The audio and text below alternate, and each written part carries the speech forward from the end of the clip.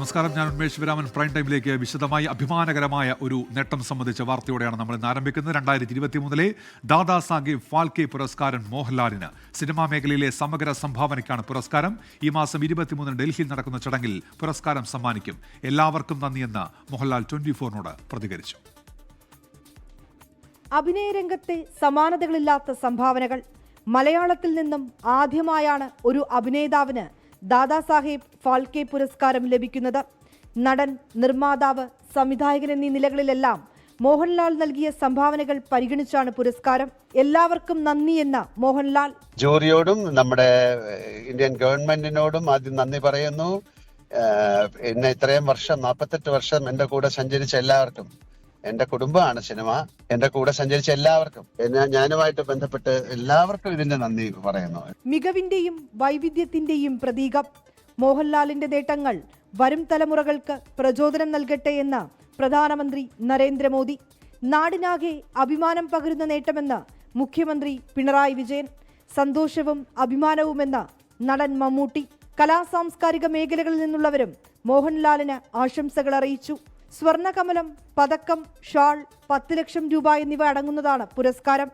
2004 സംവിധായകൻ അടൂർ ഗോപാലകൃഷ്ണന് ദാദാ സാഹേബ് ഫാൽക്കെ പുരസ്കാരം ലഭിച്ചിരുന്നു. വർഷങ്ങൾക്കു ശേഷം മോഹൻലാലിലൂടെ പുരസ്കാരം ഒരിക്കൽ കൂടി കേരളത്തിലേക്ക് എത്തുകയാണ്. 24 ഡൽഹി. ഒട്ടേറെ പ്രേക്ഷകർ ഇപ്പോൾ യൂട്യൂബിൽ കമന്റുകളായും മോഹൻലാലിനുള്ള അഭിനന്ദനങ്ങൾ അറിയിക്കുന്നുണ്ട്. ഒട്ടേറെ പേർ മോഹൻലാലിനെ അഭിനന്ദിക്കുന്നുണ്ട് ഈ നേട്ടത്തിൽ. ആലപ്പുഴ ഡിവൈഎസ്പി മധു ബാബുവിനെതിരായ പരാതികളിൽ പ്രാഥമിക അന്വേഷണം തുടങ്ങി. പരാതിക്കാരിയായ നിർമ്മാതാവ് ഷീല കുര്യന്റെ മൊഴിയെടുത്തു. DCRB ഡിവൈഎസ്പിക്കാണ് അന്വേഷണ ചുമതല. മധു ബാബുവിനെതിരെ ഗുരുതര ആരോപണങ്ങൾ മൊഴിയിലും ആവർത്തിച്ചു ഷീല കുര്യൻ. ശക്തമായ നടപടി പ്രതീക്ഷിക്കുന്നതായി ഷീല കുര്യൻ 24നോട് പ്രതികരിച്ചു. 24 പ്രൈം ടൈം ബ്രേക്കിംഗ്. തീർച്ചയായിട്ടും ഞാൻ എന്താണ് അനുഭവിച്ചത്, അതിൻ്റെ യാഥാർത്ഥ്യം എന്താണ് എന്നൊക്കെയുള്ള കാര്യങ്ങൾ ഞാൻ അവിടെ വളരെ ക്ലിയറായിട്ട് ഞാൻ പറഞ്ഞിട്ടുണ്ട്. തീർച്ചയായിട്ടും എനിക്കതിന് നല്ല ഒരു തീരുമാനമുണ്ടാവും, അവർക്കെതിരെ ഒരു നടപടി ഉണ്ടാവുമെന്നാണ് എനിക്ക് DYSPയിൽ നിന്നൊരു ഉറപ്പ് കിട്ടിയിരിക്കുന്നത്. മധുബാബുവിനെതിരെ മാത്രമല്ല, എല്ലാവർക്കും, എന്നോട് തെറ്റുകൾ ചെയ്ത എല്ലാവർക്കും എതിരെ നടപടി ഉണ്ടാവുമെന്നാണ് ഞാൻ പ്രതീക്ഷിക്കുന്നത്. അശ്വിൻ പാലാഴിയുടെ ഇപ്പോൾ ആലപ്പുഴയിൽ നിന്ന്. അശ്വിൻ, ഈ ഷീല കുര്യൻ ഉന്നയിച്ച ആരോപണങ്ങൾ നമ്മുടെ മുൻപിലുണ്ട്. മൊഴിയെടുപ്പിലും ഇതൊക്കെ ആവർത്തിക്കുകയാണോ ചെയ്തിരിക്കുന്നത്? എന്തൊക്കെയാണ് വിവരങ്ങൾ അശ്വിൻ?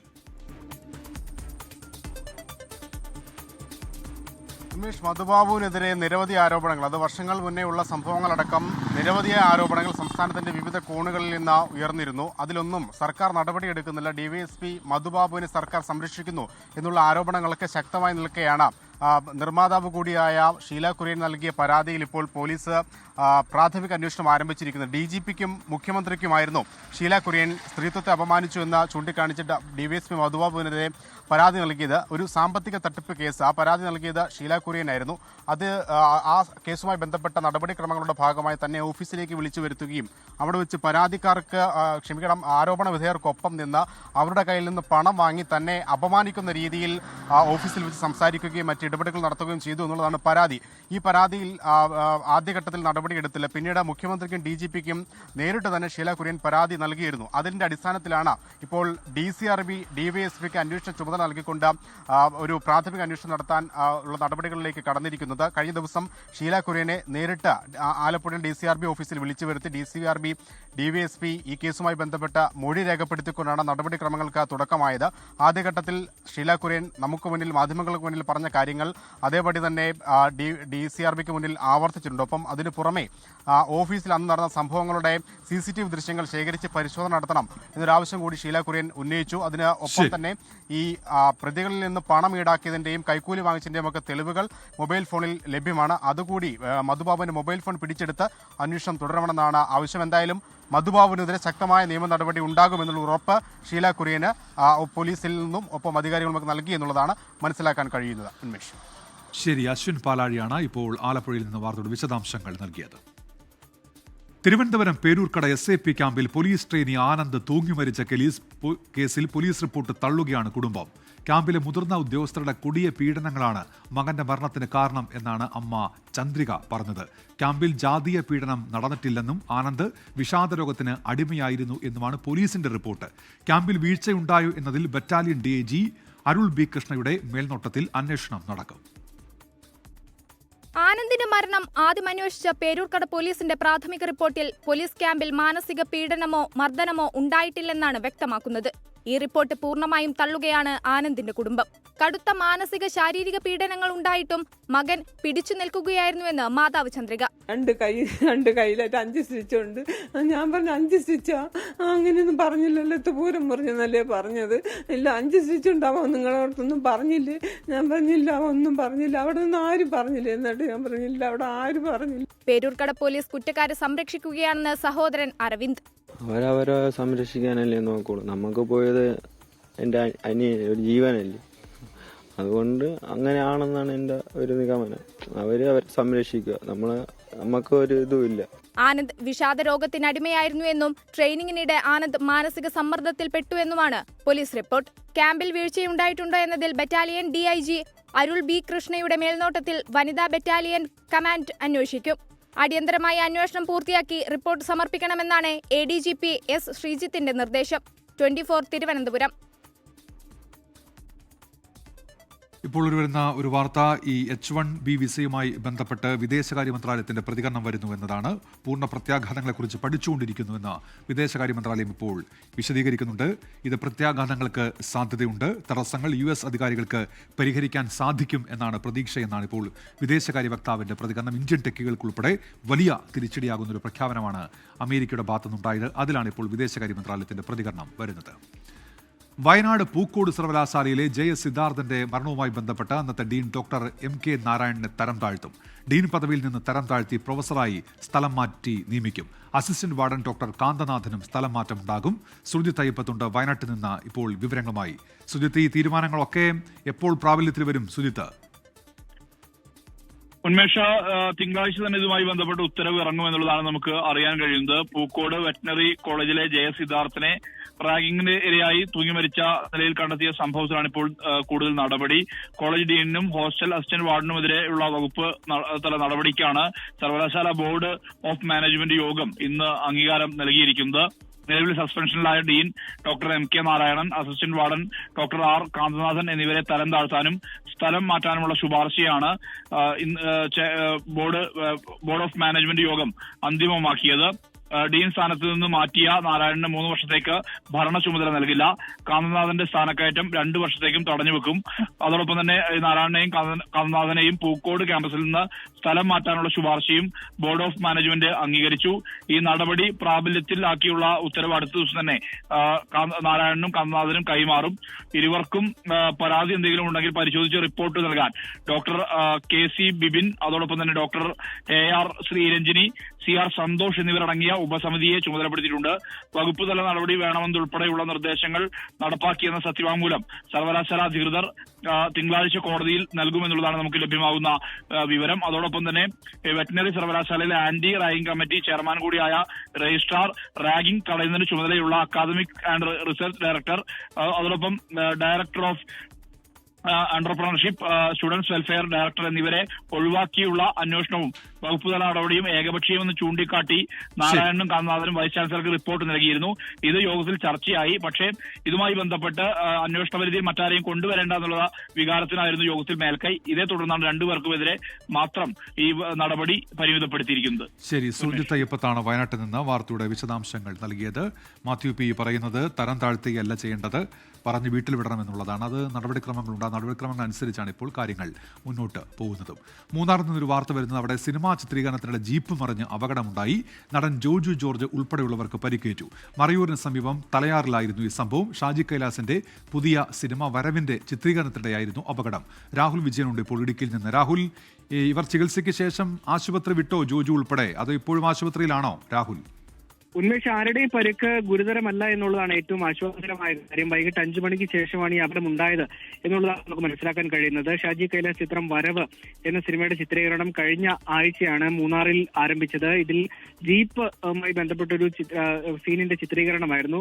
ജോജു ജോർജ് ജീപ്പ് ഓടിക്കുന്ന സീനാണ് ചിത്രീകരിച്ചുകൊണ്ടിരുന്നത്. വാഹനത്തിൽ ജോജു ജോർജ് ഉൾപ്പെടെ 5 പേരാണ് ഉണ്ടായിരുന്നത്. വാഹനം മറിഞ്ഞ ഈ 5 പേർക്കും പരിക്കേറ്റിട്ടുണ്ട് എന്നുള്ളതാണ് നമുക്കറിയാൻ കഴിയുന്നത്. ഇവരുടെ ഇവരുടെയും ആരോഗ്യനില അത്ര കാര്യമുള്ളതല്ല. ഇവരെ ടാറ്റ ആശുപത്രിയിൽ പ്രവേശിപ്പിക്കുകയും ചെയ്തു. അതിനപ്പുറത്തേക്ക് ഒരു കാര്യം കൂടി പറയാനുള്ളത്, ഈ അപകടത്തിൽപ്പെട്ട ആളുകളെയും ടാറ്റ ആശുപത്രിയിൽ എത്തിച്ച ദൃശ്യങ്ങൾ പകർത്തിയ 24ന്റെ പ്രാദേശിക ലേഖനായിട്ടുള്ള രാജയെ ഈ സിനിമാ പ്രവർത്തകർ കയ്യേറ്റം ചെയ്യാൻ ശ്രമിച്ചു എന്നുള്ളൊരു കാര്യം കൂടിയുണ്ട്.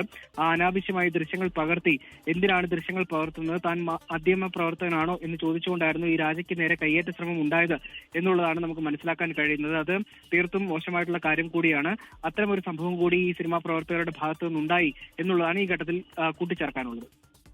H-1B വിസയ്ക്ക് വാർഷിക ഫീസ് $1 ലക്ഷം ആക്കി ഉയർത്തിയ അമേരിക്കൻ പ്രസിഡന്റ് ഡൊണാൾഡ് ട്രംപ് ഇത് സംബന്ധിച്ച എക്സിക്യൂട്ടീവ് നടപടിയിൽ ട്രംപ് ഒപ്പുവെച്ചു.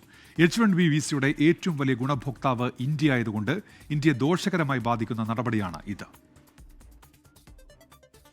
കുടിയേറ്റം തടയുന്നതിനും രാജ്യത്തേക്ക് വരുന്ന വിദേശികൾക്ക് നിയന്ത്രണങ്ങൾ ഏർപ്പെടുത്തുന്നതിനുമുള്ള അമേരിക്കൻ സർക്കാർ നീക്കത്തിന്റെ ഭാഗമാണ് പുതിയ നടപടികൾ. H-1B വിസയെ ആശ്രയിക്കുന്ന വ്യവസായങ്ങളെ പുതിയ നയം സാരമായി ബാധിക്കും. 3 വർഷത്തേക്ക് സാധുതയുള്ളതും 3 വർഷത്തേക്ക് കൂടി പുതുക്കാനാകുന്നതുമായ വർക്ക് വിസയായ H-1B വിസയ്ക്ക് ഇനി മുതൽ 88 ലക്ഷം രൂപയിലേറെ ചെലവ് വരും. 71% H-1B വിസ ഉടമകൾ ഇന്ത്യക്കാരായതിനാൽ ഇന്ത്യക്കാരെയാണ് നയം സാരമായി ബാധിക്കുക. IT മേഖലയിലടക്കം അമേരിക്കയിലേക്ക് പോകാനിരിക്കുന്ന ഇന്ത്യക്കാർക്ക് തീരുമാനം തിരിച്ചടിയാകും.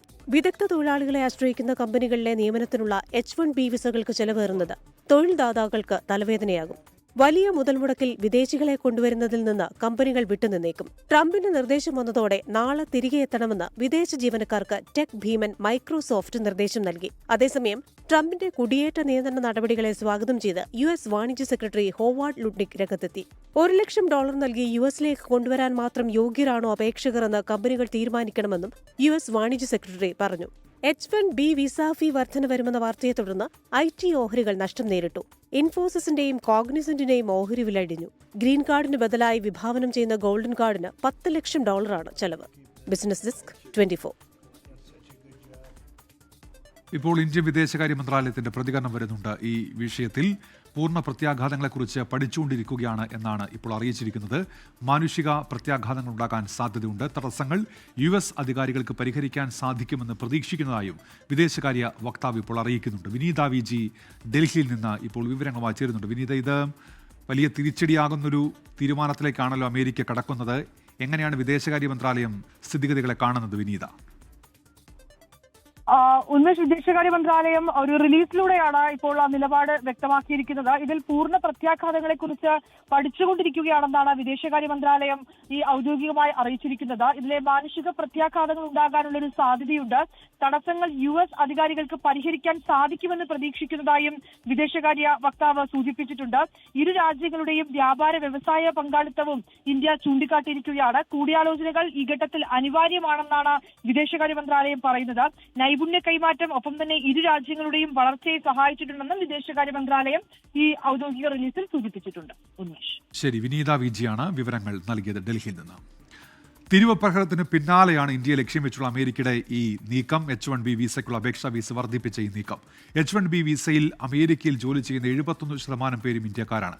വൈദഗ്ധ്യമുള്ള തൊഴിലാളികളെ പുറം രാജ്യങ്ങളിൽ നിന്ന് ജോലിക്കെടുക്കുന്നതിനായി നിലവിൽ വന്ന H-1B വിസ എന്താണ്? പുതുതായി വന്ന മാറ്റം എങ്ങനെ? ഇത് ഇന്ത്യ ഉൾപ്പെടെയുള്ള രാജ്യങ്ങളിലെ തൊഴിലാളികളെ എങ്ങനെ ബാധിക്കും? ജിഷ്ണു രവീന്ദ്രൻ തയ്യാറാക്കിയ എക്സ്പ്ലെയിനറിലേക്കാണ് ഇനി.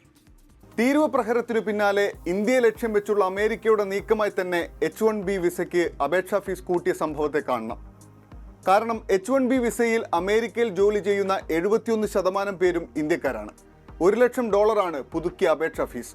ഇത് ഇന്ത്യൻ രൂപയിലേക്ക് മാറ്റിയാൽ ഏകദേശം 90 ലക്ഷം രൂപ വരും. വൈദഗ്ധ്യമുള്ള തൊഴിലാളികളെ പുറം രാജ്യങ്ങളിൽ നിന്ന് ജോലിക്കെടുക്കുന്നതിനായി 1990-ൽ അമേരിക്കൻ കോൺഗ്രസ് പാസാക്കിയ നിയമപ്രകാരമാണ് H-1B വിസ നിലവിൽ വന്നത്. ബിരുദമാണ് വിസ ലഭിക്കാനുള്ള യോഗ്യത. 65,000 പേർക്കാണ് ഒരു വർഷം വിസ ലഭിക്കുക. അമേരിക്കൻ സർവകലാശാലകളിൽ നിന്നും ബിരുദാനന്തര ബിരുദവും PhDയും ഉള്ളവർക്ക് 20,000 വിസകൾ അല്ലാതെയും നൽകും. 3 വർഷമാണ് വിസയുടെ കാലാവധി. H-1B വിസയിൽ ജോലി ചെയ്യുന്ന 80% ആളുകളുടെയും വാർഷിക വരുമാനം $1 ലക്ഷം താഴെയാണ് എന്നത് അപേക്ഷാ ഫീസ് വർധനവിന്റെ കാഠിന്യം വർദ്ധിപ്പിക്കുന്നു.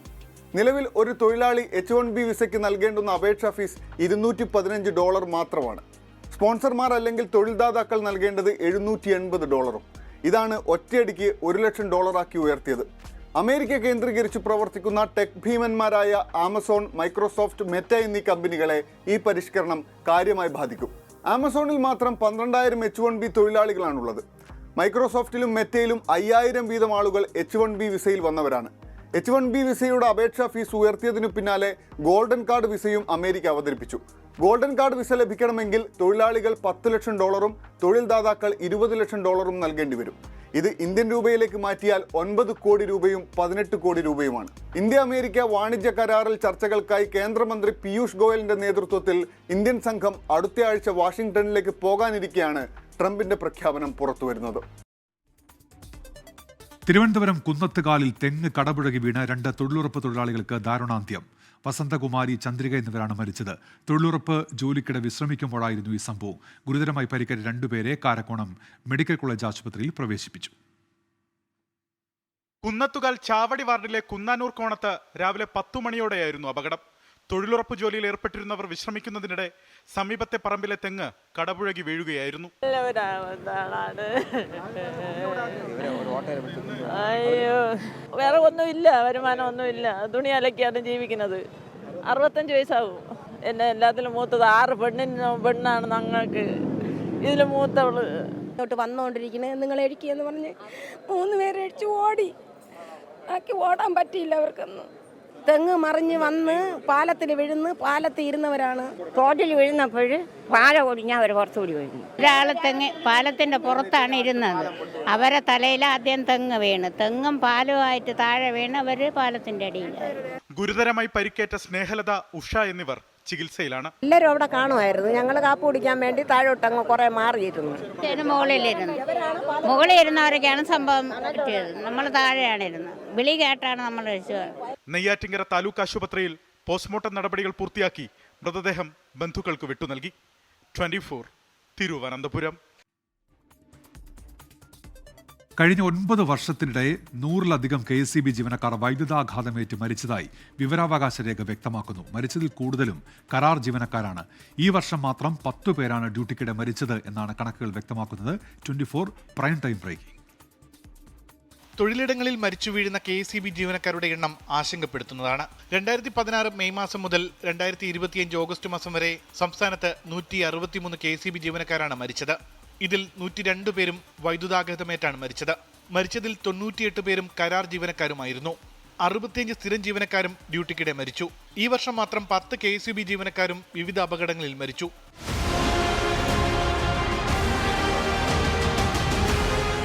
30-ലധികം ജീവനക്കാരാണ് ഇലക്ട്രിക് പോസ്റ്റിൽ നിന്നോ മറ്റ് ഉയരപ്രദേശങ്ങളിൽ നിന്നോ വീണു മരിച്ചത്. വിവരാവകാശത്തിനുള്ള മറുപടിയിലാണ് ഈ ഞെട്ടിക്കുന്ന കണക്കുകൾ. ഇതിൽ ഏറ്റവും ഷോക്കിംഗ് ആയിട്ടുള്ള കാര്യം 102 KSEB ജീവനക്കാരും മരിച്ചിരിക്കുന്നത് വൈദ്യുതി ആഘാതമേറ്റാണ്. ഇതിൽ 46 പേരും ബോർഡ് ജീവനക്കാരും 56 പേർ കരാർ ജീവനക്കാരുമാണ്. അപ്പോൾ സംസ്ഥാനത്ത് വൈദ്യുതി ആഘാതമേറ്റ് മരിക്കുന്ന KSEB ജീവനക്കാരുടെ എണ്ണം ക്രമാതീതമായി വർദ്ധിച്ചിട്ടും എന്തൊക്കെ സുരക്ഷാ നടപടികളാണ് സ്വീകരിച്ചിരിക്കുന്നത് വിശദീകരിക്കാൻ KSEBയും സംസ്ഥാന സർക്കാരും അടിയന്തരമായി തയ്യാറാവണം. ഇലക്ട്രിക് പോസ്റ്റുകൾ മറിഞ്ഞും ട്രാൻസ്ഫോമറിൽ നിന്ന് വീണും മരിച്ച KSEB ജീവനക്കാരുമുണ്ട്. ഡ്യൂട്ടിക്കിടെ മരിച്ച ഭൂരിഭാഗം ജീവനക്കാർക്കും KSEB നഷ്ടപരിഹാരം നൽകിക്കഴിഞ്ഞു. 24 തിരുവനന്തപുരം. വയനാട്ടിൽ കുഴൽപ്പണം പിടികൂടിയ കേസിൽ നടപടിക്രമം പാലിക്കാത്തതിൽ പോലീസ് ഉദ്യോഗസ്ഥർക്കെതിരെ നടപടി. വൈത്തിരി SHOയെയും 3 പോലീസ് ഉദ്യോഗസ്ഥരെയും സസ്പെൻഡ് ചെയ്തു. മലപ്പുറം സ്വദേശികളിൽ നിന്ന് 3,30,000 രൂപ കുഴൽപ്പണം പിടികൂടിയത് കൃത്യമായി റിപ്പോർട്ട് ചെയ്തില്ല എന്ന് അന്വേഷണത്തിൽ കണ്ടെത്തിയിരുന്നു. സുജിത്ത് അയ്യപ്പത്തുണ്ട് ഇപ്പോൾ വയനാട്ടിൽ നിന്ന്. സുജിത്ത്, എന്തൊക്കെയാണ് ഈ നടപടി സംബന്ധിച്ച വിവരങ്ങൾ? സുജിത്ത്.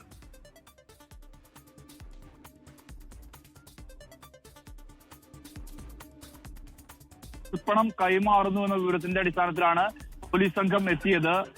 വൈത്തിരി SHO അനിൽകുമാർ, ഒപ്പം തന്നെ മറ്റ് ഉദ്യോഗസ്ഥരും ഉണ്ടായിരുന്നു. അവർ എത്തി ഈ ഇവരെ കണ്ടതോടുകൂടി മലപ്പുറം സ്വദേശികളായിട്ടുള്ള കുഴൽപ്പണ സംഘം പണം അവിടെ ഉപേക്ഷിച്ച് കടന്നു കളയുകയായിരുന്നു എന്നതാണ്. ഈ പണം വാങ്ങിവെച്ചുവെങ്കിലും ഇതുമായി ബന്ധപ്പെട്ട് ഇത് കേസെടുക്കാനോ മറ്റു നടപടികളിലേക്കോ പോലീസ് കടന്നില്ല. ഈ ഒരു നടപടിക്രമം പാലിച്ചില്ല എന്ന് ആരോപിച്ചുകൊണ്ടാണ് ഇപ്പോൾ നടപടിയെടുത്തിരിക്കുന്നത്. SHO അനിൽകുമാറിന് പുറമെ ഉദ്യോഗസ്ഥരായ അബ്ദുൾ ഷുക്കൂർ, അബ്ദുൾ മജീദ്, ഡ്രൈവറായ ബിനീഷ് എന്നിവർക്കെതിരെയാണ് സസ്പെൻഷൻ നടപടി എടുത്തിരിക്കുന്നത്. ഇതുമായി ബന്ധപ്പെട്ട് വയനാട് SP ആണ് അന്വേഷണം നടത്തിയത്. SP തപോഷ് വസുമതാരിയുടെ അന്വേഷണ റിപ്പോർട്ടിന്റെ അടിസ്ഥാനത്തിൽ ഉത്തരമേഖല IG ആണ് ഈ 4 പേരെയും സസ്പെൻഡ് ചെയ്യാൻ വേണ്ടി തീരുമാനിച്ചത്. അല്പസമയം മുമ്പാണ് ഇതുമായി ബന്ധപ്പെട്ട ഉത്തരവിറങ്ങിയത്. ഉന്മേഷ്. ശരി, സുർജിത് അയ്യപ്പത്താണ് ഈ നടപടി സംബന്ധിച്ച വാർത്തയുടെ വിശദാംശങ്ങൾ നൽകിയത്. നമ്മൾ നേരത്തെ KSEBയുമായി ബന്ധപ്പെട്ടൊരു വാർത്ത നൽകിയിരുന്നു. അലി അക്ബർ പറയുന്നുണ്ട്, KSEB ജീവനക്കാർ ഈ അപകട സാഹചര്യങ്ങളിലാണ് കൂടുതലും ജോലി ചെയ്യുന്നത്. കറണ്ട് ഇല്ലെങ്കിൽ നമ്മളെല്ലാം അവരെ കുറ്റം പറയും, പക്ഷേ അവർ നേരിടുന്ന അപകട സാഹചര്യം നമ്മളാരും മനസ്സിലാക്കുകയില്ല എന്നാണ് അലി അക്ബർ ആ വാർത്ത കണ്ട് പ്രതികരിക്കുന്നത്. ഇപ്പോൾ MSC എൽസ-3 കപ്പൽ അപകടം തെക്ക് കിഴക്കൻ അറബിക്കടലിൽ വലിയ പാരിസ്ഥിതിക ആഘാതം ഉണ്ടാക്കിയെന്നാണ് പഠന റിപ്പോർട്ട്. കേന്ദ്ര ഭൗമശാസ്ത്ര മന്ത്രാലയം തയ്യാറാക്കിയ റിപ്പോർട്ടിലാണ് കടൽ നേരിടുന്ന പാരിസ്ഥിതിക ആഘാതങ്ങളെക്കുറിച്ച് വിശദാംശങ്ങളുള്ളത്. മത്സ്യങ്ങളിലൂടെ ഘനലോക സാന്നിധ്യം മനുഷ്യരിലേക്ക് എത്താം എന്ന മുന്നറിയിപ്പ് നൽകുന്നുണ്ട്. റിപ്പോർട്ടിന്റെ പകർപ്പ് 24 ലഭിച്ചു. 24 എക്സ്ക്ലൂസീവ്. അറബിക്കടലിൽ മുങ്ങിയ MSC എൽസ-3 കപ്പൽ വലിയ പാരിസ്ഥിതിക ആഘാതമുണ്ടാക്കി എന്ന റിപ്പോർട്ടാണ് കേന്ദ്ര ഭൗമശാസ്ത്ര മന്ത്രാലയം പുറത്തുവിട്ടത്. തെക്കുകിഴക്കൻ അറബിക്കടലിലുണ്ടാക്കിയ ആഘാതം ചെറുതല്ല. കൊച്ചി മുതൽ കന്യാകുമാരി വരെ ശേഖരിച്ച സാമ്പിളുകളുടെ വിശദമായ പരിശോധനയ്ക്ക് ശേഷമാണ് റിപ്പോർട്ട് പുറത്തുവന്നത്. കടൽവെള്ളത്തിന്റെ ഉപരിഘടനയിലും താഴ്ചയിലും ഘനലോഹ സാന്നിധ്യം കണ്ടെത്തി. നാഫ്തലിൻ, ലെഡ്, കോപ്പർ, നിക്കൽ തുടങ്ങിയവയുടെ സാന്നിധ്യം കടലിലെ ജൈവ വൈവിധ്യത്തിനും ദോഷകരമാണ്. മത്സ്യങ്ങളിലൂടെ ഈ ഘനലോഹങ്ങൾ മനുഷ്യരിലേക്കെത്താനുള്ള സാധ്യതയുള്ളതായി റിപ്പോർട്ടിൽ പറയുന്നു. മുങ്ങുന്ന സമയത്ത് കപ്പലിൽ 367 ടൺ ഫർണസ് ഓയിലും 84 ടൺ ലോ സൾഫർ ഡീസലും ഉണ്ടായിരുന്നു. ഈ ഭാഗത്ത് ഹൈഡ്രോ കാർബൺ സാന്നിധ്യം കാണുന്നത് ഇപ്പോഴും എണ്ണച്ചോർച്ച വ്യക്തമാക്കുന്നതാണ്. സമുദ്രത്തിന്റെയും മത്സ്യ വൈവിധ്യത്തിന്റെയും സംരക്ഷണത്തിന് ദീർഘകാല നിരീക്ഷണവും പരിഹാര നടപടികളും വേണമെന്നും റിപ്പോർട്ടിൽ ചൂണ്ടിക്കാട്ടുന്നു. മത്സ്യത്തൊഴിലാളികളടക്കം നേരത്തെ ഉന്നയിച്ച അതേ ആശങ്കകളാണ് ഇപ്പോൾ പഠനത്തിലൂടെ പുറത്തുവരുന്നത്. 24 കൊച്ചി. തിരുവനന്തപുരത്ത് പാർട്ടി നേതൃത്വത്തിന് എതിരെ ആത്മഹത്യാക്കുറിപ്പ് എഴുതി BJP കൗൺസിലർ ജീവനൊടുക്കി. തിരുവനന്തപുരം തിരുമല വാർഡ് കൗൺസിലർ തിരുമല അനിലാണ് കൗൺസിലർ ഓഫീസിനുള്ളിൽ തൂങ്ങി മരിച്ചത്. അനിൽകുമാർ ഭാരവാഹിയായ വലിയശാല ഫാം സൊസൈറ്റിയിൽ പ്രശ്നമുണ്ടായപ്പോൾ പാർട്ടി സഹായിച്ചില്ല എന്നാണ് കുറിപ്പിൽ പറയുന്നത്.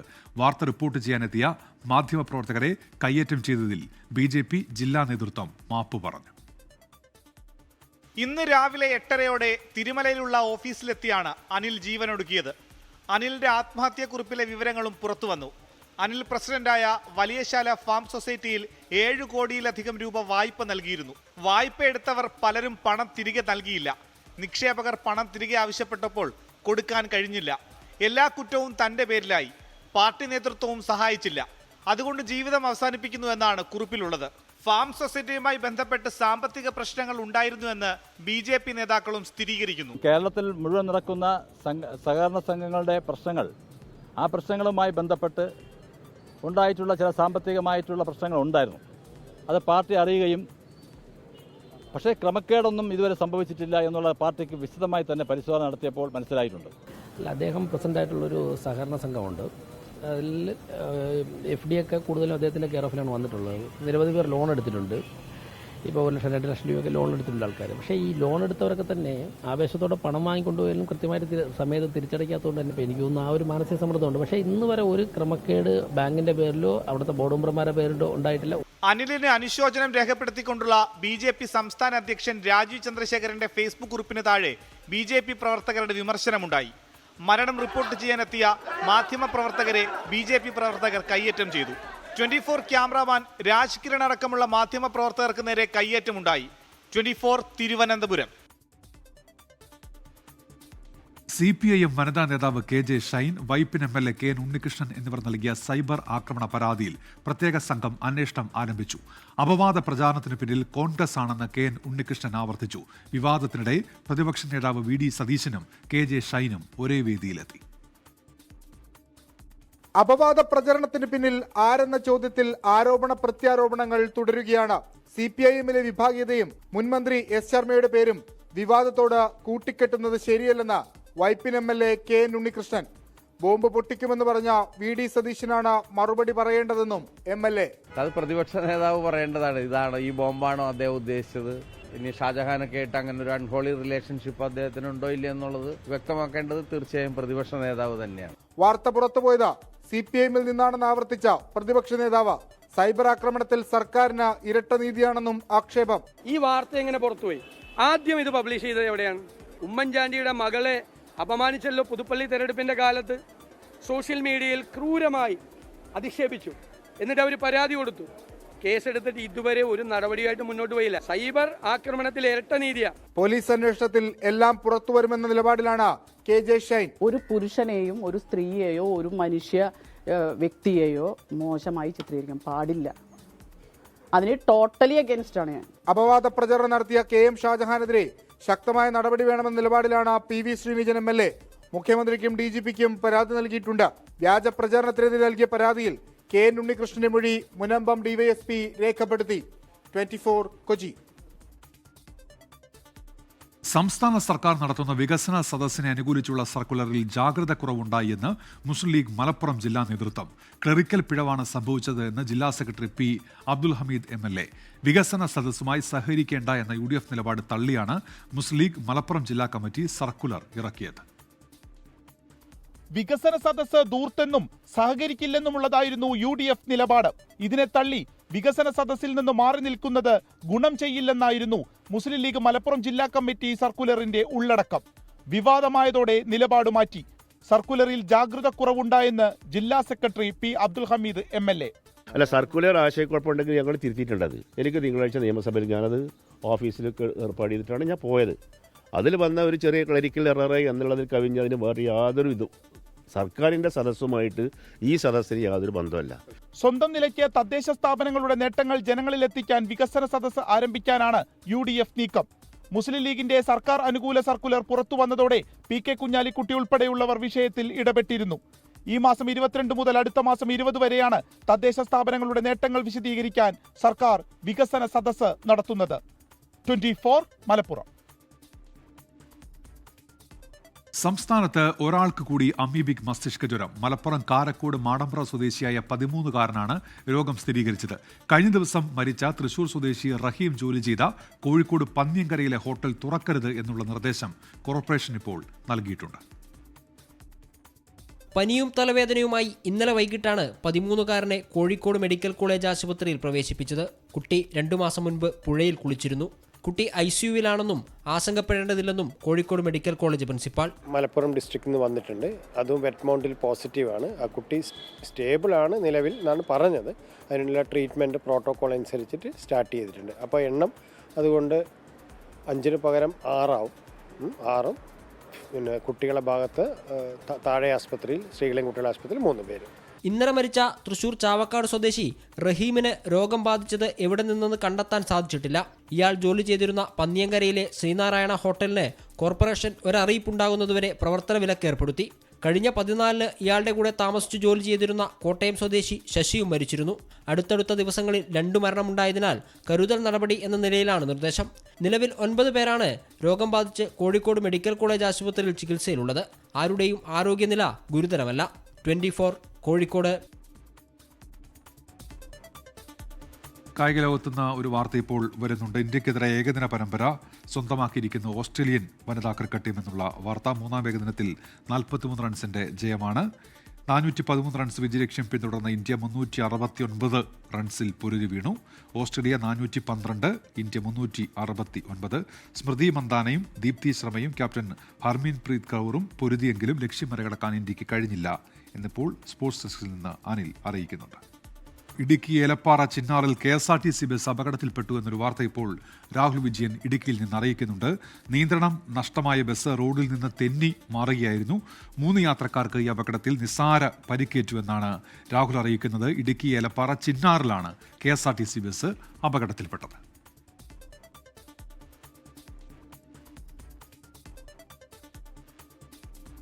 ആഗോള അയ്യപ്പ സംഗമ വേദിയിൽ ഭഗവത്ഗീതയും ഉപനിഷത്ത് വചനങ്ങളും ഉയർത്തിക്കാട്ടിയ മുഖ്യമന്ത്രി പിണറായി വിജയൻ. പ്രതിപക്ഷം ഉയർത്തിയ രാഷ്ട്രീയ വിമർശനങ്ങൾക്ക് മുഖ്യമന്ത്രി മറുപടി നൽകി. ശബരിമല യുവതീ പ്രവേശന വിഷയവുമായി ബന്ധപ്പെട്ട വിവാദങ്ങൾ മുഖ്യമന്ത്രി പരാമർശിച്ചില്ല. 3 സെഷനുകളിലായി നടന്ന ചർച്ചയിൽ ഉയർന്നുവന്ന നിർദ്ദേശങ്ങൾ ക്രോഡീകരിക്കാൻ 18-അംഗ സമിതിയെ നിയോഗിക്കാൻ തീരുമാനമായി. അയ്യപ്പ സംഗമത്തിൽ കൂടുതൽ പങ്കാളിത്തമുണ്ടായെന്ന് ദേവസ്വം മന്ത്രി VN വാസവൻ പറഞ്ഞു. രാഷ്ട്രപതി ദ്രൗപദി മുർമു ഒക്ടോബറിൽ ശബരിമലയിലെത്തും. ആഗോള അയ്യപ്പ സംഗമത്തിനെതിരായ പ്രതിപക്ഷ വിമർശനങ്ങൾക്ക് എണ്ണി മറുപടി പറഞ്ഞ മുഖ്യമന്ത്രി യുവതീ പ്രവേശന വിവാദത്തിൽ മൗനം പാലിച്ചു. അയ്യപ്പ സംഗമത്തിനെതിരെ കോടതിയിൽ പോയവർക്കും വിമർശനം. ചിലർ പ്രചരിപ്പിക്കുന്നത് പോലെ ഈ അയ്യപ്പ സംഗമം പെട്ടെന്നൊരു സുപ്രഭാതത്തിൽ തീരുമാനിച്ചതല്ല. വർഷങ്ങൾ നീണ്ട ആലോചനകൾക്കും ചർച്ചകൾക്കും ശേഷമാണ് ഇത്തരമൊരു പരിപാടിയിലേക്ക് എത്തിയത്. ശബരി റെയിലും റോപ്പ് വേയും വിമാനത്താവളവും യാഥാർത്ഥ്യമാക്കുമെന്നും മുഖ്യമന്ത്രി. ശബരി റെയിൽപാത, റോപ്പ് വേ, വിമാനത്താവളം ഇതെല്ലാം ഇവിടെ യാഥാർത്ഥ്യമാകാൻ പോവുകയാണ്. ഈ ഡിസംബർ മാസത്തോടെ എല്ലാ അനുമതികളും ലഭ്യമാകുമെന്ന് തന്നെയാണ് ഉറപ്പായും കരുതുന്നത്. ചർച്ചയിൽ ഉയർന്ന ആവശ്യങ്ങൾ തമിഴ്നാട് മുഖ്യമന്ത്രിയെ അറിയിക്കുമെന്ന് മന്ത്രി പി.കെ. ശേഖർ ബാബു പറഞ്ഞു. 3 സെഷനുകളിലായി നടന്ന ചർച്ചയിലെ നിർദ്ദേശങ്ങൾ ക്രോഡീകരിക്കാൻ 18-അംഗ സമിതിയെ ശുപാർശ ചെയ്യുമെന്ന് ദേവസ്വം മന്ത്രി വി.എൻ. വാസവൻ അറിയിച്ചു. സംഗമത്തിൽ 4126 പേർ ഉദ്ഘാടനത്തിൽ പങ്കെടുത്തു. 2125 പേർ കേരളത്തിന് പുറത്തുനിന്നുള്ളവരാണ്. വിദേശത്ത് നിന്ന് 182 പേരെത്തി. ചർച്ചകളിൽ ഒരു കൗണ്ടറിലെ മാത്രം എണ്ണമെടുത്ത് തെറ്റായ സംഖ്യ നൽകിയെന്നും വി.എൻ. വാസവൻ. 4126 പേരാണ് പങ്കെടുത്തിട്ടുള്ളത്. 2125 പേർ കേരളത്തിന് വെളിയിൽ നിന്നുള്ളവരാണ്. കേരളത്തിൽ 1819 പേർ. ചില ആളുകൾ തെറ്റിദ്ധരിച്ച് ഒരു കൗണ്ടറിലെ മാത്രം നമ്പർ എടുത്തിട്ട് അതാണ് പങ്കെടുത്തതെന്ന് വാർത്തകൾ വന്നായിട്ട് ഞങ്ങൾ കണ്ടു. അപ്പോൾ അത് മാത്രം എടുത്തിട്ട് കൊടുത്തിട്ട് അതാണ് കൗണ്ടറിൽ കണ്ടത് എന്ന് പറഞ്ഞ രൂപത്തിലേക്കുള്ള പ്രചരണം അഴിച്ചുവിട്ടവരുണ്ട്. പരാതികളില്ലാതെ സംഗമം പൂർത്തിയാക്കിയെന്നും വി.എൻ. വാസവൻ പറഞ്ഞു. 24 പമ്പ. ആഗോള അയ്യപ്പ സംഗമത്തിനെതിരെ രൂക്ഷ വിമർശനവുമായി കോൺഗ്രസ് നേതാക്കൾ. മുഖ്യമന്ത്രി സംസാരിച്ചത് കപട ഭക്തനെ പോലെയെന്ന് വി.ഡി. സതീശൻ. തിരഞ്ഞെടുപ്പ് മുന്നിൽ കണ്ടുള്ള പരിപാടിയെന്ന് കെ.സി. വേണുഗോപാൽ. സ്വർണം അടിച്ചുമാറ്റിയാണോ സംഗമം എന്ന് പ്രസിഡന്റ് സണ്ണി ജോസഫ്. പിണറായി വിജയൻ സർക്കാർ എന്താണ് ശബരിമലയിൽ ചെയ്തതെന്ന് ജനങ്ങൾക്കറിയാമെന്നും അയ്യപ്പ സംഗമത്തിൽ മുഖ്യമന്ത്രി സംസാരിച്ചത് കപട ഭക്തനെ പോലെയെന്നും പ്രതിപക്ഷ നേതാവ് വി.ഡി. സതീശൻ. ഇന്ന് അയ്യപ്പ സംഗമം ഉദ്ഘാടനം ചെയ്തുകൊണ്ട് ഒരു കപട ഭക്തന്റെ രീതിയിലാണ് ബഹുമാനപ്പെട്ട മുഖ്യമന്ത്രി സംസാരിച്ചത്. 2026 തെരഞ്ഞെടുപ്പ്, അതിനു മുമ്പ് നടക്കുന്ന ലോക്കൽ ബോഡി തെരഞ്ഞെടുപ്പ് മുന്നിൽ കണ്ടുകൊണ്ട് പിണറായി വിജയന് ഒരിക്കലും യോജിക്കാത്ത ഒരു ഭക്തിയുടെ പരിവേഷം അണിഞ്ഞുകൊണ്ടാണ് അദ്ദേഹം സംസാരിച്ചത്. ആഗോള അയ്യപ്പ സംഗമത്തിന് പിന്നിൽ അയ്യപ്പനോടുള്ള സ്നേഹമല്ലെന്നാണ് എ.ഐ.സി.സി ജനറൽ സെക്രട്ടറി കെ.സി. വേണുഗോപാലിന്റെ വിമർശനം. ശബരിമലയിലെ വിശ്വാസികളെ, പൊതുസമൂഹത്തെ അതുമായി ബന്ധപ്പെട്ട് ഏറ്റവും കൂടുതൽ വേദനിപ്പിച്ചത് കേരള സർക്കാരാണ്. ശ്രീ പിണറായി വിജയൻ നയിക്കുന്ന കേരള സർക്കാരാണ് വേദനിപ്പിച്ചത്. അയ്യപ്പ സംഗമം തട്ടിപ്പാണെന്ന് നേരത്തെ പറഞ്ഞതാണെന്നും ശബരിമലയിലെ സ്വർണത്തിന്റെ കാര്യത്തിൽ തീരുമാനമായിട്ടു മതി മറ്റുള്ളവയിൽ പ്രതികരണമെന്നും കെ.പി.സി.സി അധ്യക്ഷൻ സണ്ണി ജോസഫ്. ആദ്യം ഞങ്ങൾക്ക് ചോദിക്കാനുള്ളത് സ്വർണം അവിടെ പോയി എന്നുള്ളതാണ്. അതിനാദ്യം ഉത്തരം പറയട്ടെ, എന്നിട്ട് ബാക്കി സംഗമം നടത്തട്ടെ. യു.പി. മുഖ്യമന്ത്രി യോഗി ആദിത്യനാഥിന്റെ കത്ത് പുറത്തുവന്നതോടെ CPIM BJP ബന്ധം തെളിഞ്ഞുവെന്നും രാജ്മോഹൻ ഉണ്ണിത്താൻ വിമർശിച്ചു. News desk 24. ആഗോള അയ്യപ്പ സംഗമത്തിലൂടെ സർക്കാർ ലക്ഷ്യമിട്ട രാഷ്ട്രീയ നീക്കങ്ങൾ ഏറെക്കുറെ വിജയിച്ചു. പരിപാടിയിൽ പ്രതീക്ഷിച്ച ഭക്തജന പങ്കാളിത്തം ഉണ്ടായില്ലെങ്കിലും പ്രബല സമുദായ നേതാക്കളെ ഒരു വേദിയിൽ കൊണ്ടുവരാൻ സംഘാടകർക്ക് കഴിഞ്ഞു. തെരഞ്ഞെടുപ്പിന് മുൻപുള്ള പ്രധാന രാഷ്ട്രീയ നീക്കം വിജയിച്ചു എന്ന വിലയിരുത്തലിലാണ് സർക്കാർ. ഉദ്ഘാടന സെഷനിൽ ആളുകൾ കുറവായിരുന്നു. പിന്നിലെ കസേരകൾ ഒഴിഞ്ഞുകിടന്നു. പിന്നീട് ശബരിമല തീർത്ഥാടകരെ കയറ്റി കസേര നിറച്ചു. ഇത്തരം വിമർശനങ്ങൾ പറയാമെങ്കിലും അയ്യപ്പ സംഗമത്തിലൂടെ സർക്കാർ ലക്ഷ്യമിട്ട രാഷ്ട്രീയ നീക്കങ്ങൾ നിറവേറി. SNDP യോഗം ജനറൽ സെക്രട്ടറി വെള്ളാപ്പള്ളി നടേശനും NSS വൈസ് പ്രസിഡന്റ് സംഗീത് കുമാറും KPMS general secretary Punnala Sreekumar ഉൾപ്പെടെ സമുദായ നേതാക്കൾ ഒരേ വേദിയിൽ മുഖ്യമന്ത്രിക്കൊപ്പമിരുന്നു. മറ്റ് സമുദായ സംഘടനാ പ്രതിനിധികളും വേദിയിലെത്തി. സർക്കാർ അനുകൂല സമുദായ ഐക്യം പ്രകടമായി എന്നത് ചെറിയ കാര്യമല്ല. അതും ശബരിമല വിഷയത്തിൽ. വിവാദ പരാമർശങ്ങളിൽ മുസ്ലിം സംഘടനകളിൽ നിന്ന് വിമർശനം നേരിടുമ്പോഴും SNDP യോഗം ജനറൽ സെക്രട്ടറി വെള്ളാപ്പള്ളി നടേശൻ യോഗവേദിയിലെത്തിയത് മുഖ്യമന്ത്രിയുടെ കാറിലായിരുന്നു. വിവാദ പരാമർശങ്ങളിൽ ആരോപണം നേരിടുമ്പോഴും വെള്ളാപ്പള്ളിയെ പിണറായി ചേർത്തുപിടിച്ചു. തദ്ദേശ നിയമസഭാ തെരഞ്ഞെടുപ്പുകളുടെ കവാടം കടക്കാൻ കേരളം ഒരുങ്ങുമ്പോഴാണ് ഈ രാഷ്ട്രീയ കാഴ്ചകൾ. അതേസമയം പങ്കാളിത്തം പ്രതീക്ഷിച്ചതുപോലെ ഉണ്ടാകാതിരുന്നത് സർക്കാരിനും ദേവസ്വം ബോർഡിനും തിരിച്ചടിയായി. 24 പമ്പ. മുഖ്യമന്ത്രി പിണറായി വിജയൻ ഭക്തനെന്ന SNDP യോഗം ജനറൽ സെക്രട്ടറി വെള്ളാപ്പള്ളി നടേശൻ. പണ്ട് എന്തെങ്കിലും പറഞ്ഞിട്ടുണ്ടാകും, ഇപ്പോൾ മനസ്സിൽ ഭക്തിയുണ്ട്, അതുകൊണ്ടാണ് അയ്യപ്പ വിഗ്രഹം സ്വീകരിച്ചത് എന്നും വെള്ളാപ്പള്ളി നടേശൻ പറഞ്ഞു. അവരെല്ലാം അയ്യപ്പ ഭക്തനാണെന്ന് എല്ലാം ഇതൊക്കെ മുമ്പ് ഇവരെല്ലാം ഈ പറഞ്ഞ പലരും ആദർശത്തിന് വേണ്ടി പണ്ടെല്ലാം ഇങ്ങനെ നിരീശ്വരത്വം പറയുമെങ്കിലും അയ്യപ്പനെ കാണാൻ വരുന്ന 90% മാർക്സിസ്റ്റ് കമ്മ്യൂണിസ്റ്റുകാരല്ലേ. അവൻ പണ്ട് ഏതാണ്ടൊക്കെ പറഞ്ഞെങ്കിലും അതൊന്നും പോയെന്നില്ല. പിണറായി തന്നെ 2 പ്രാവശ്യം ഇവിടെ വന്നിട്ടില്ലേ, പിന്നെ ഭക്തനല്ലെങ്കിൽ വരാതിരിക്കുക. ഇവർക്കെല്ലാം മനസ്സിൽ ഭക്തിയുണ്ടെന്ന്. ഇപ്പം തന്നെ അയ്യപ്പനല്ലേ പുള്ളി ഹൃദയം കൊണ്ട് സ്വീകരിച്ചത് ഇന്ന്. അപ്പോൾ ഭക്തനല്ലെങ്കിൽ എനിക്കത് വേണ്ടെന്ന് പറഞ്ഞാൽ മേടിച്ചില്ലേ സന്തോഷമായിട്ട്. ഗസായിൽ ആക്രമണം കടുക്കുമ്പോൾ ഇസ്രയേലി ബന്ദികളുടെ ചിത്രം പുറത്തുവിട്ടിരിക്കുകയാണ് ഹമാസ്. ആക്രമണം തുടരുകയാണെങ്കിൽ ഇത് അവസാനത്തെ ചിത്രമായിരിക്കും എന്നാണ് മുന്നറിയിപ്പ്. പലസ്തീൻ ജനതയുടെ കഷ്ടപ്പാടുകൾ വിവരണാതീതമാണെന്ന് UN secretary general Antonio Guterres. ഇതുവരെ 4.5 ലക്ഷത്തിലധികം പേർ വടക്കൻ ഗസയിൽ നിന്ന് പലായനം ചെയ്തതായി ഗസ സിവിൽ ഡിഫൻസ് അറിയിച്ചു. 2 വർഷത്തിനിടെ ഇസ്രായേൽ നടത്തിയ ഏറ്റവും കടുത്ത ആക്രമണങ്ങൾക്കാണ് ഗസ നഗരം സാക്ഷ്യം വഹിക്കുന്നത്. ടാങ്കുകളും കവചിത വാഹനങ്ങളും പോർവിമാനങ്ങളും നഗരം വളഞ്ഞ് ആക്രമണം തുടരുന്നു. ഇതിനിടെ മുന്നറിയിപ്പുമായി ഇസ്രായേലി ബന്ദികളുടെ ചിത്രം പുറത്തുവിട്ട് ഹമാസ്. ഇസ്രായേൽ ആക്രമണം തുടരുകയാണെങ്കിൽ ഇത് ബന്ദികളുടെ അവസാനത്തെ ചിത്രമാണെന്നും മുന്നറിയിപ്പ്. നിലവിൽ 48 ഇസ്രായേലി ബന്ദികളാണ് ഹമാസിന്റെ കൈവശമുള്ളത്. ആക്രമണം കടുത്താൽ ഹമാസ് ബന്ദികളെ കവചമാക്കാൻ സാധ്യതയുണ്ടെന്ന വിവരങ്ങൾ നേരത്തെ പുറത്തു വന്നിരുന്നു.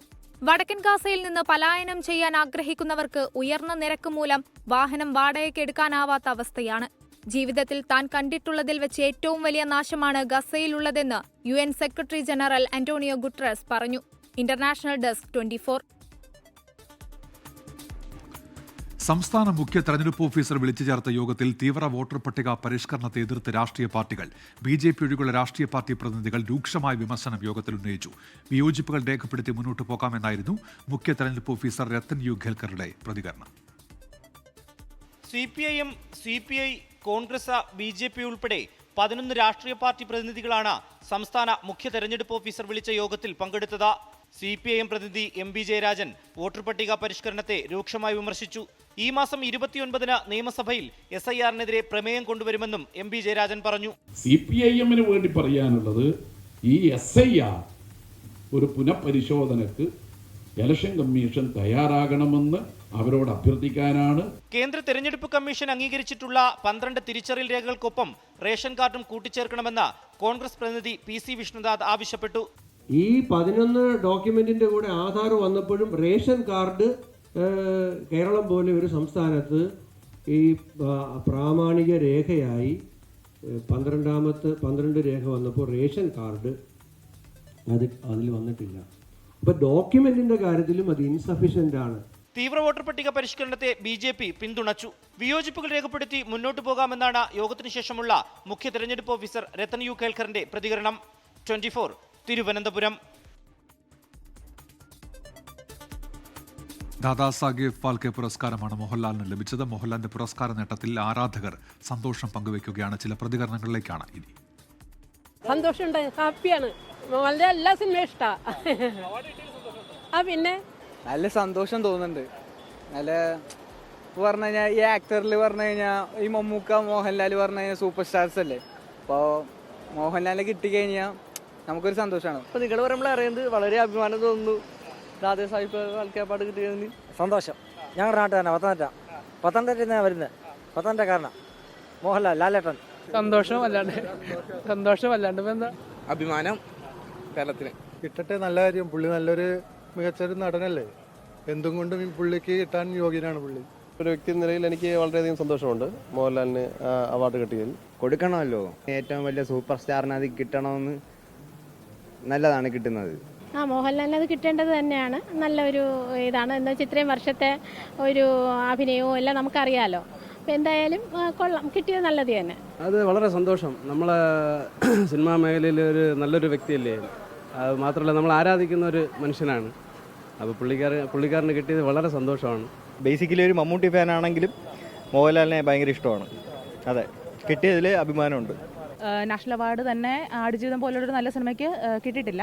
അപ്പോൾ അങ്ങനെ ഇരിക്കുന്നൊരു സന്ദർഭത്തിൽ നമ്മളെപ്പോലൊരു മലയാള നടന് ഇങ്ങനൊരു നല്ലൊരു അംഗീകാരം കിട്ടിയതിൽ വളരെയധികം സന്തോഷമുണ്ട്. അദ്ദേഹത്തിൻ്റെ ആക്ടിങ്ങിന് കിട്ടിയതിൽ വളരെയധികം സന്തോഷം. ലാലേട്ടന് ദാദാസാഹിബ് ഫാൽക്കെ അവാർഡ് കിട്ടിയതിൽ വളരെ സന്തോഷമുണ്ട്. കഴിഞ്ഞ കാലം മുതൽ സത്യത്രയ്ക്കും ട്രിബ്യൂണലിനൊക്കെ കിട്ടിയ ഒരു പുരസ്കാരമാണ് നമ്മുടെ മലയാളിയായ ലാലേട്ടന് കിട്ടുന്നത്. നമുക്കെല്ലാം അഭിമാനിക്കാവുന്ന ഒരു സംഭവമാണ്. ഇവിടെ പ്രൈം ടൈം പൂർത്തിയാവുകയാണ്. Good night. ലോകത്തെവിടെയായാലും ഏത് സമയത്തും 24 വാർത്തകളും ഓഗ്മെന്റഡ് റിയാലിറ്റി പാക്കേജുകളും എക്സ്പ്ലെയിനറുകളും വിശദമായി കാണാൻ ഞങ്ങളുടെ YouTube ചാനൽ നിങ്ങൾക്ക് സബ്സ്ക്രൈബ് ചെയ്യാം.